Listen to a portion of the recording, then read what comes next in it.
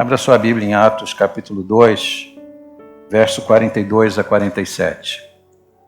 Hoje à noite eu vou pregar sobre as marcas da verdadeira Igreja de Cristo. E julgo que essa é uma palavra bastante oportuna no momento em que nós celebramos 46 anos de existência. O texto diz assim: eles se dedicavam ao ensino dos apóstolos e à comunhão, ao partir do pão e às orações. Todos estavam cheios de temor e muitas maravilhas e sinais eram feitos pelos apóstolos. Os que criam mantinham-se unidos e tinham tudo em comum. Vendendo suas propriedades e bens, distribuíam a cada um conforme a sua necessidade. Todos os dias continuavam a reunir-se no templo ou no pátio do templo, partiam o pão em suas casas e juntos participavam das refeições com alegria e sinceridade de coração, louvando a Deus e tendo a simpatia de todo o povo. E o Senhor lhes acrescentava diariamente os que iam sendo salvos. Que Deus abençoe sua palavra. Vamos orar. Pai, nós te agradecemos por este relato bíblico. Suplicamos agora que tu nos ilumine o entendimento, para que possamos compreender a tua palavra e prospectarmos dela aquelas verdades que são essenciais para a nossa vida e para a vida de nossa igreja. Abençoa-nos nesta hora e tributamos ao Senhor o louvor que te é devido. Oramos assim em nome de Jesus. Amém. Por favor, tome assento.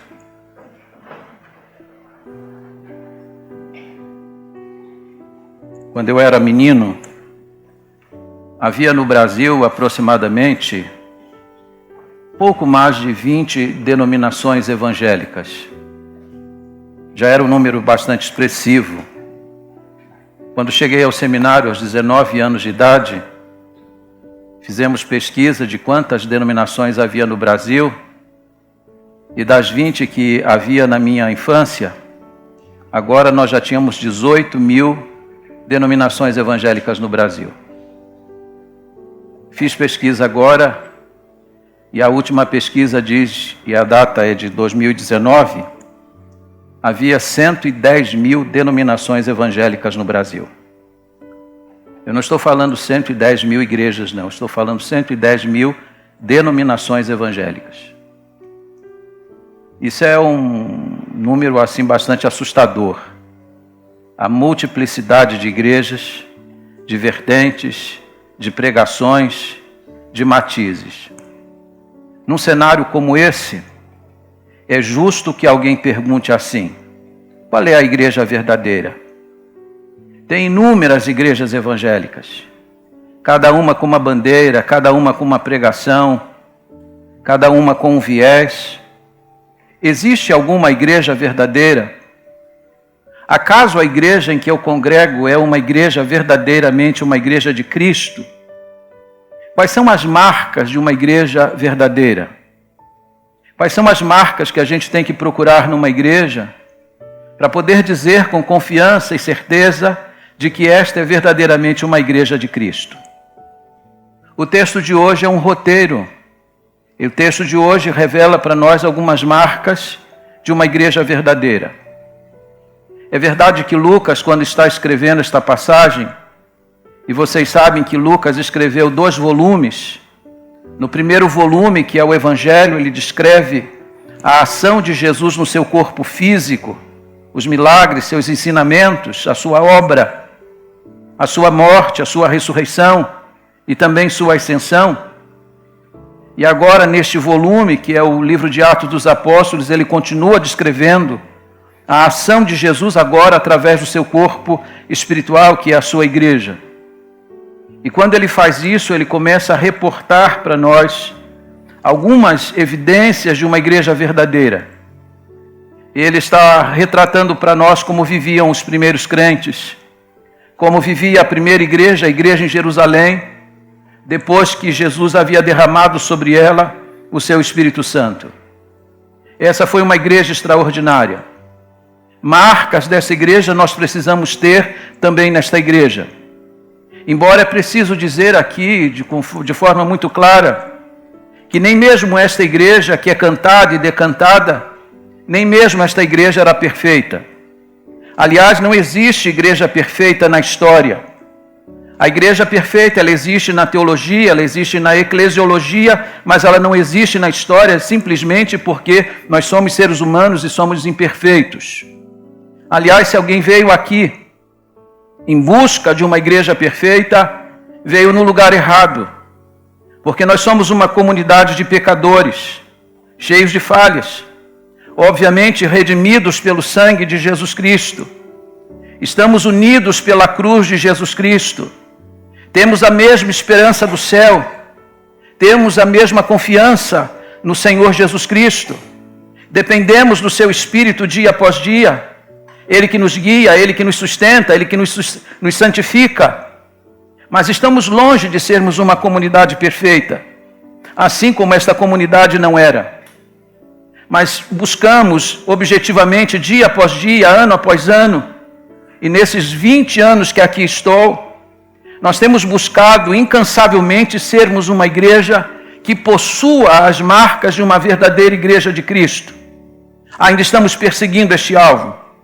É possível que alguém olhe para esta comunidade, veja as suas imperfeições e até chegue a essa conclusão de que nós estamos longe. Podemos estar longe, mas nós estamos buscando isso, estamos querendo isso, e a minha palavra hoje à noite é nesse sentido.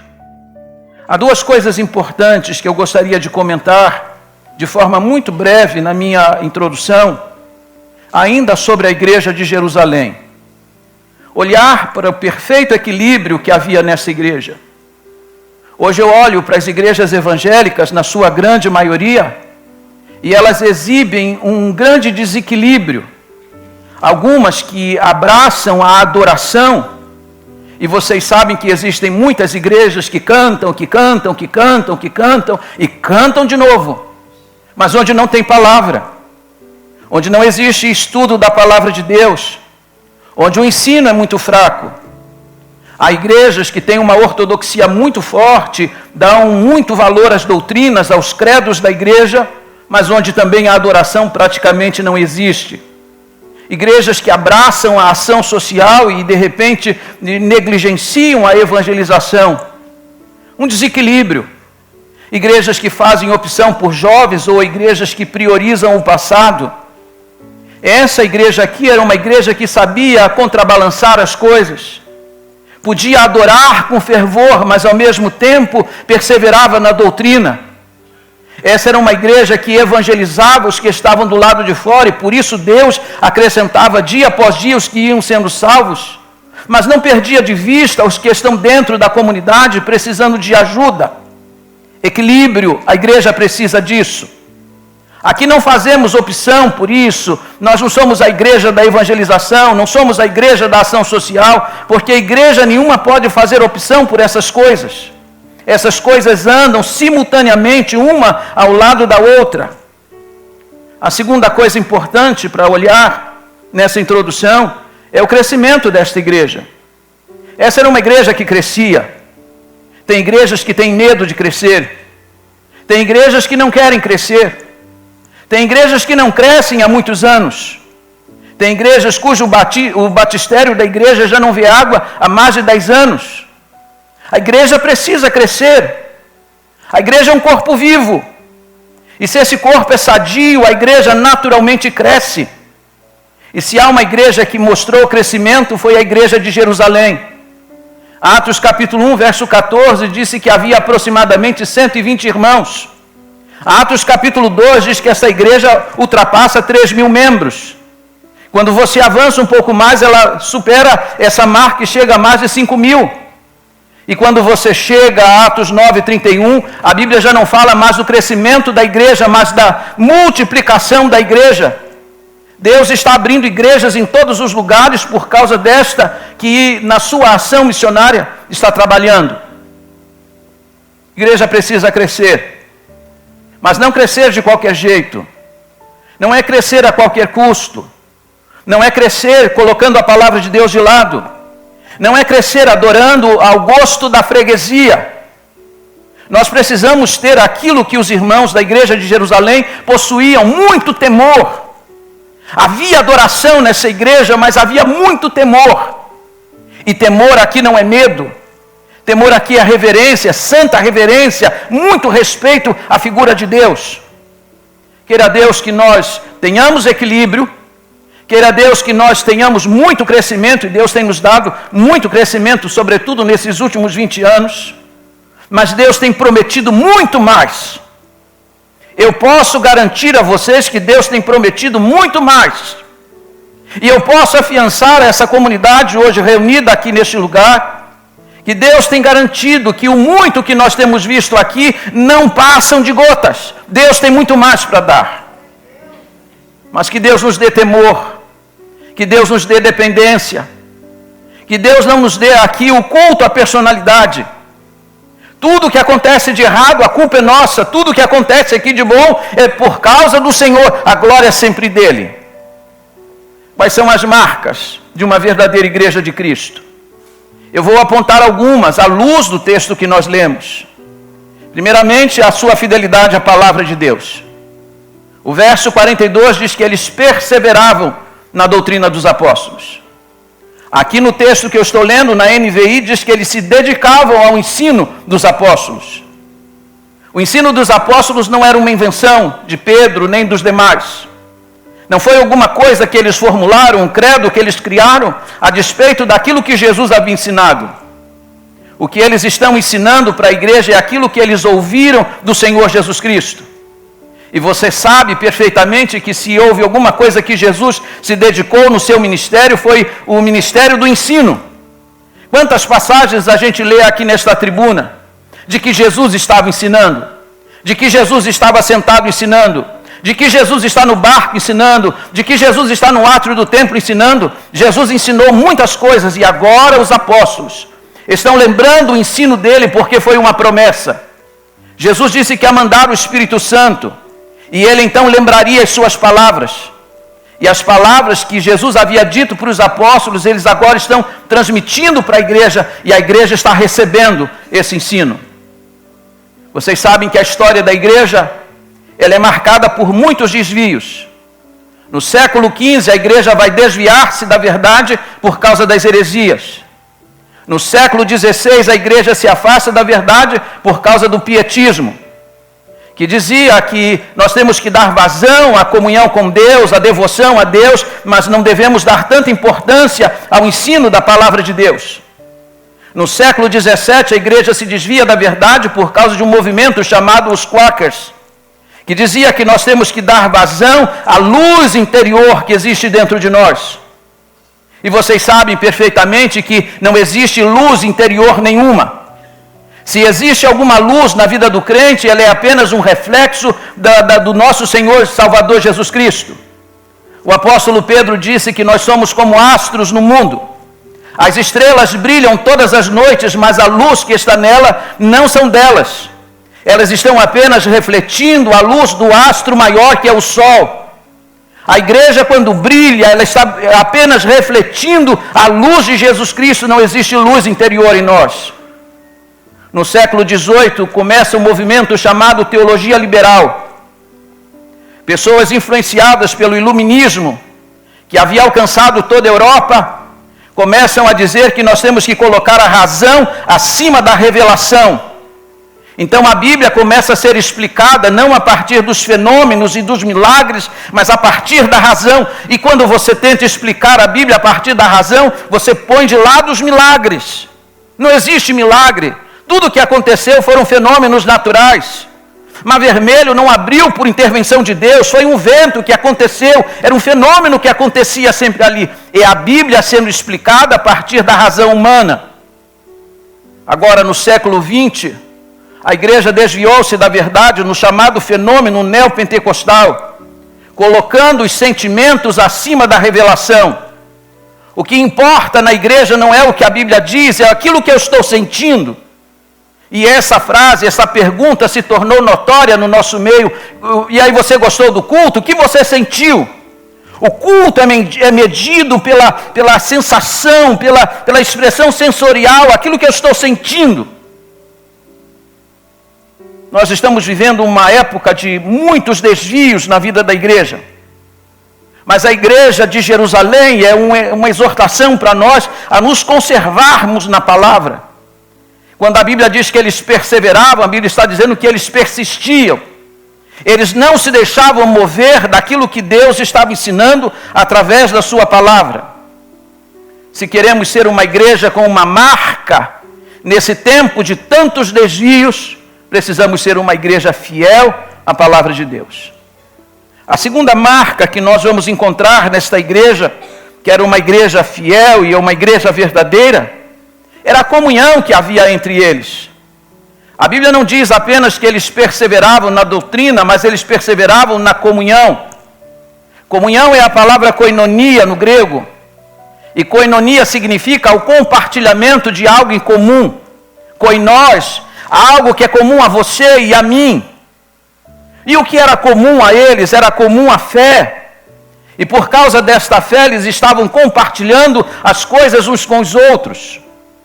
Mas é importante lembrar que quando a Bíblia diz que há comunhão no meio deles, a Bíblia está fazendo alusão a 3 coisas. A primeira, a cooperação no Evangelho. Essa semana eu sentei com um homem casado desta igreja.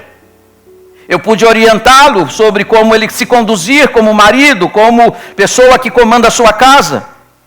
Essa semana eu me assentei com um jovem desta igreja, meio desorientado, precisando de orientação para o seu caminho. Essa semana eu vi irmãs da igreja visitando enfermos que já não vêm aqui há algum tempo. Essa semana eu vi os jovens da igreja visitando aqueles que estão afastados. Essa é uma comunidade que tem que mutuamente um ajudar o outro. Isso é cooperação no Evangelho. Eu me importar com você e você se importar comigo. Era isso que havia nessa igreja, a cooperação. A segunda coisa que a comunhão reporta é a ideia do socorro àqueles que são necessitados. Você já deve ter lido essa frase no para-choque dos caminhões, eu li outro dia, que Deus deu a vida para que cada um cuide da sua. Você já leu essa frase? Essa frase está certa? Não, essa frase está errada à luz da experiência dos irmãos primitivos. Os irmãos primitivos ensinam que Deus deu a vida para que cada um cuide um do outro. Precisamos cuidar uns dos outros. E eles estavam atentos a isso. A igreja de Jerusalém era uma igreja formada por pessoas pobres. Mas é curioso que diz a Bíblia, lá no capítulo 4, verso 32, que no meio deles não havia necessitado algum. E por que não havia necessitado algum? Porque o verso 45 deste capítulo diz que cada um vendia as suas propriedades e levavam aos pés dos apóstolos para socorrer os que tinham necessidade. Eles estão cooperando uns com os outros, ajudando uns aos outros. Mas também significa algo mais. Comunhão significa a unidade no Espírito. A Bíblia diz que eles estavam sempre juntos. A Bíblia diz que eles tinham tudo em comum. A Bíblia diz que eles estavam sempre receptivos uns aos outros. Essa era uma igreja onde não havia paredes de separação. Uma igreja onde não havia fossos de intransigência. Essa era uma igreja aberta para receber pessoas. A igreja tem que ser uma igreja assim, sempre cabe mais um, igual o Rexona, lembra? Aquela propaganda do Rexona, sempre cabe mais um. Nós não somos fechados, nós não somos um muro, nós somos uma porta aberta para todo aquele que quer cooperar com Deus na consecução da sua obra. Isso me faz lembrar a história de um homem que mudou-se para uma cidade, e nessa nova cidade ele vai procurar uma nova igreja onde congregar. E finalmente, depois de procurar algum tempo, encontrou uma igreja, um templo bonito, um coral maravilhoso, um pastor que pregava muito bem. E ele se afeiçoou logo à igreja, então procurou o pastor à porta e disse: pastor, eu quero ser membro dessa igreja. O pastor olhou bem para ele e disse: bem, eu acho melhor o senhor orar um pouco, pensar um pouco no assunto, não se precipite. E aí passaram-se mais algumas semanas, ele procura de novo e diz: pastor, eu quero realmente ser membro da igreja. O pastor disse para ele: olha, é melhor o senhor pensar mais um pouco, ore um pouquinho mais. Passa-se mais algumas semanas, ele volta e a mesma resposta.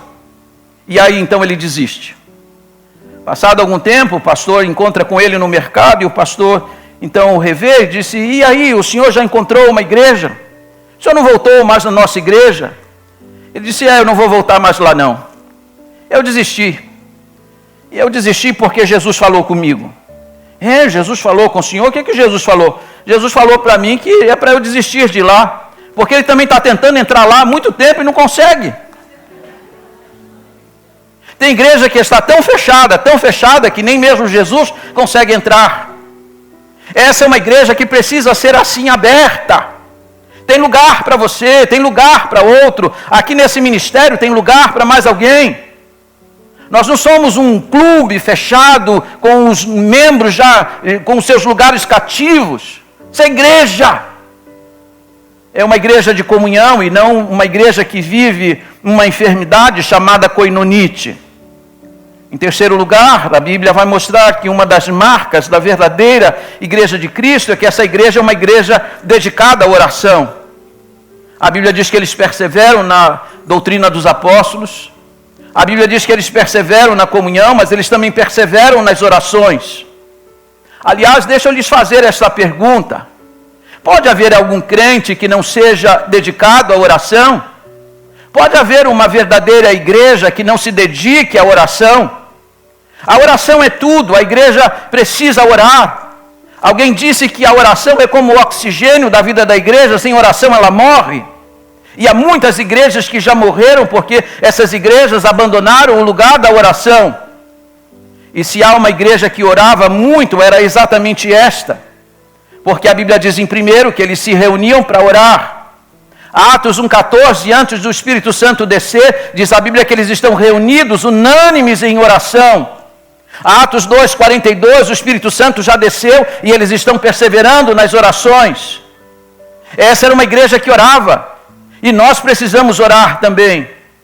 A oração ela é tão importante porque nós somos fracos e Deus é onipotente. E a oração faz isso, ela une a fraqueza do homem à onipotência de Deus. Deus pode fazer grandes coisas aqui, porque nós somos fracos, mas Deus é onipotente. A oração faz essa ligação. Em segundo lugar, eles não apenas se reuniam para orar, mas eles também oravam com fervor. E às vezes as nossas orações da Tavênia são tão esquisitinhas, tão fraquinhas, né? Nós não sabemos muitas vezes orar com fervor. Atos capítulo 4, verso 31, diz que quando eles oravam, o lugar tremeu. E sabe o que é curioso? É que a Bíblia diz no capítulo 4, quando eles estão orando e o lugar treme, é porque a igreja está sendo perseguida. E sabe o que eles estão pedindo a Deus? Livramento, escape? Não, senhores. Eles estão pedindo a Deus coragem. E depois que eles oram e o lugar treme, eles saem daquele lugar para pregar com ousadia e coragem. Essa igreja não é apenas uma igreja que se reúne para orar, não é apenas uma igreja que ora com fervor. Essa é uma igreja que imita seus líderes. Atos 6, capítulo 4, verso 4, diz que havia uma polêmica na igreja e os apóstolos tomaram uma decisão. Eles disseram, quanto a nós, nos dedicaremos à oração e à palavra. Nós não vamos nos afastar disso. Não vamos nos ocupar de outra coisa na igreja que não seja a oração e a palavra. E aqui é essencial falar para a liderança da igreja que essas duas coisas andam juntas. A igreja olhava seus líderes, orando, priorizando a palavra e observavam esse gesto. E ainda mais, essa igreja, através da oração, alcançou muitos milagres. Se você ler Atos capítulo 12, a Bíblia vai fazer menção a Tiago e a Pedro. Diz que Tiago foi morto ao fio da espada, mas no dia seguinte Pedro passaria pela mesma prova. Mas diz a Bíblia em Atos, capítulo 12, versículo 5, que a igreja fazia incessante orações por ele. E aqui veja que coisa curiosa. A Tiago Deus não poupou, a Pedro Deus resolveu poupar. Oração não é uma ordem que a gente dá a Deus, porque às vezes aprove a Deus salvar e às vezes aprove não salvar. Às vezes aprove a Deus dar a cura e às vezes aprove a Deus não dar. Mas seja como for, ele sempre merece o nosso louvor. E aprove a Deus poupar a Pedro. Diz a Bíblia que porque a igreja estava orando por ele, Deus mandou um anjo e ele foi solto, saiu da prisão incólume e deixou a todos atônitos sem saber como que aquilo tinha acontecido, mas a Bíblia explica como aconteceu. A Bíblia diz que a porta que prendia o apóstolo Pedro foi aberta automaticamente. Ele estava preso, rigorosamente preso, mas a porta se abriu rigorosamente e automaticamente, porque havia uma igreja orando. A oração une a fraqueza humana à onipotência divina. A marca de uma igreja genuína, uma igreja de Cristo, é de uma igreja que ora. Mas em quarto e último lugar, como marca de uma igreja verdadeira, é que essa igreja testemunha os milagres. Aqui diz o texto que todos contemplavam, viam as maravilhas e os sinais que eram feitos por meio dos seus apóstolos. E aqui perceba um detalhe. Deus fazia os milagres por meio dos apóstolos, mas era Deus que recebia o louvor e a glória. Essa igreja não prestava culto à personalidade. Essa igreja não adora Pedro. Essa igreja não adora os apóstolos. Ela reconhece que a fonte dos milagres é o Senhor. Essa era uma igreja verdadeira. E a igreja verdadeira conserva essa visão clara que a Bíblia ensina. Jesus havia dito, quando ele instalou a sua igreja neste mundo, que sobre aquela pedra ele edificaria a sua igreja. E a pedra sobre a qual a igreja foi edificada é o próprio Senhor Jesus Cristo. A igreja de Roma disse, onde está Pedro, está a igreja. A Bíblia diz, onde está Cristo, está a igreja. Os milagres estão acontecendo na igreja, mas quem está recebendo a glória é o Senhor. Deus tem grandes maravilhas para fazer. E Deus começou a fazer grandes maravilhas e sinais, e observe que até esse capítulo, nenhum milagre notório foi registrado, mas a Bíblia está dizendo que Deus estava fazendo. Deus faz e vai fazer muito mais. Mas o maior de todos os milagres que acontecia lá naquela igreja, acontecia diariamente. Você sabe qual é o maior milagre? Um coxo ser curado, um cego voltar a ver. A Bíblia diz que o maior de todos os milagres era que a cada dia Deus ia salvando pessoas, Deus ia acrescentando pessoas à vida da igreja, gente lavada, gente redimida pelo sangue de Jesus, e isso acontecia de forma diária. Esse é o maior milagre que pode acontecer na vida de uma igreja. A conversão de uma pessoa é um milagre. Se Deus nos der hoje à noite algumas pessoas aqui para receberem a Cristo, estará acontecendo aqui hoje à noite o maior de todos os milagres.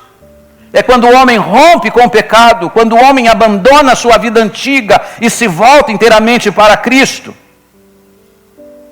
Mas eu gostaria de terminar a minha fala hoje à noite neste lugar, olhando com vocês para alguns imperativos que eu acho que são essenciais para pensarmos numa igreja que seja genuinamente uma igreja de Cristo. Aliás, todos os verbos que nós vamos encontrar nesse texto, verbos que estão no grego, estão no gerúndio, indicando que todas as ações aqui, elas são contínuas, elas não param em algum ponto. Quando eles estão louvando a Deus, eles estão louvando de forma contínua. Aliás, essa é a terceira marca, eu acabei pulando essa marca. Uma igreja genuinamente, uma igreja de Cristo, é uma igreja que louva a Cristo com fervor. Diz a Bíblia, louvando a Deus, é a expressão que Lucas vai utilizar nesta passagem. Uma igreja viva é uma igreja que canta. Os muçulmanos têm hoje 1 bilhão de adeptos no mundo, mas entre os muçulmanos não existe música. Mas a igreja de Cristo canta, e ela canta com fervor. E Deus se manifesta no meio das músicas. Nós somos uma comunidade de adoração. John Piper disse que a maior missão de uma igreja é a adoração. Deus nos fez para o louvor do seu nome. Mas sempre lembrando disso, louvando a Deus, como diz o texto, com profundo temor. Porque quando nós estamos louvando a maior autoridade do universo. E agora sim, eu quero olhar com vocês para alguns imperativos, de forma muito breve. Alguns são como conselhos.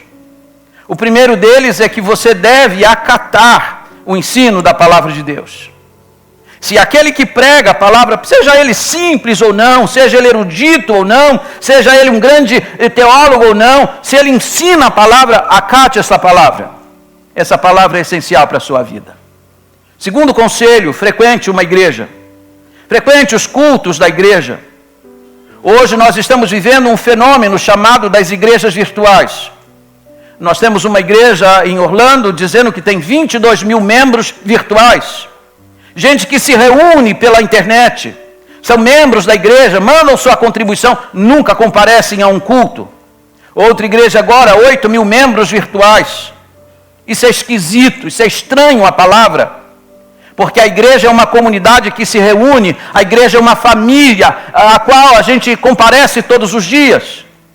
Quando o apóstolo Paulo escreve a Timóteo dizendo, eu estou te escrevendo essas coisas para que você saiba como se conduzir na casa de Deus. Casa ali é oikos, e oikos indica família. A igreja é uma família que se encontra. E nós precisamos desse encontro. Aqui nós temos pessoas vivendo suas lutas, alguém chega e pede oração e a gente ora por ela, outro vem, conta uma alegria, a gente compartilha a alegria. Isso é comunidade, isso é família. Precisamos frequentar a igreja. Isso significa que não existe essa história de sou crente, mas não sou de igreja. Porque a igreja foi uma comunidade formada para que os crentes se reunissem. A terceira palavra que eu dou a você é que você deve participar da ceia do Senhor. A igreja que está aqui, que era uma igreja verdadeira, diz que ela também comungava no partir do pão. A ceia do Senhor não é uma cerimônia qualquer, é uma ordem que Cristo deu à sua igreja e nós devemos procurar observar isso. Em quarto lugar, peça o seu batismo. Batismo é uma expressão externa, uma demonstração externa da nossa fé, porque a nossa fé acontece aqui dentro do nosso coração, quando a gente crê. Mas não existe essa história de eu já creio em Cristo e não preciso de batismo, não quero compromisso com a igreja e não quero me batizar. Seria a mesma coisa que você dizer, eu amo você, quero viver com você, só não quero me casar. Eu não quero um compromisso público. Quando você assume o compromisso com Cristo, isso tem que ser público para as pessoas. A fé que aconteceu aqui dentro precisa se expressar externamente do lado de fora. Portanto, se você não foi batizado ainda, peça o seu batismo, se você verdadeiramente crê em Jesus Cristo. Em quinto lugar, participe das reuniões de oração. A igreja tem reuniões de oração, participe delas. Aliás, por onde você anda nos dias em que tem oração na igreja? Tem gente que está trabalhando, tem gente que está estudando que nem eu. Mas tem muita gente em casa que está não fazendo nada. E aí perde a oportunidade de estar com os demais orando. E grandes coisas que aconteceram na igreja primitiva aconteceram exatamente quando os crentes estavam reunidos em oração. Muitos dos milagres que aconteceram nessa igreja aconteceram quando os crentes estavam juntos, partilhando a mesma dor e a mesma angústia através da oração. Em sexto lugar, seja um contribuinte. Os crentes dessa igreja aqui estavam vendendo suas propriedades e bens. Você não precisa vender sua casa, não precisa vender o seu carro. Mas isso não significa que você não deva participar efetivamente do sustento da igreja. E em sétimo lugar, crie seus filhos na igreja. Tem gente que diz assim, meu filho estuda a semana inteira, coitadinho. Domingo eu prefiro deixar em casa descansando. Para as coisas importantes da vida, você acorda seu filho bem cedo no domingo, ou durante a semana. Se ele precisa ir ao médico, você não pergunta assim para o seu filho, filhinho, você está cansado? Quer ir ao médico? Não, você diz, você precisa. Uma das maiores necessidades dos seus filhos é que eles sejam trazidos para a igreja, que eles sejam criados dentro da igreja, e isso tem que acontecer desde pequenininho. Mas muitas crianças têm pais que não zelam pela vida espiritual delas. Acha que é suficiente dar um bom tênis, uma boa roupa, um bom colégio, um bom plano de saúde, mas não se preocupa com a fé. E as coisas mais importantes da vida dos seus filhos é quando eles são bem pequenos. Provérbios 22:6 diz: ensina ao menino, instrui o menino no caminho que deve andar, e até quando ele envelhecer, não se desviará dele. Nós tivemos um menino que foi criado aqui na igreja, e quando chegou sua adolescência se afastou da igreja. Foi para a universidade. E um dia ele disse assim para o seu pai: pai, o senhor é culpado de eu não ser um ateu. Eu queria ser ateu, mas eu não consigo.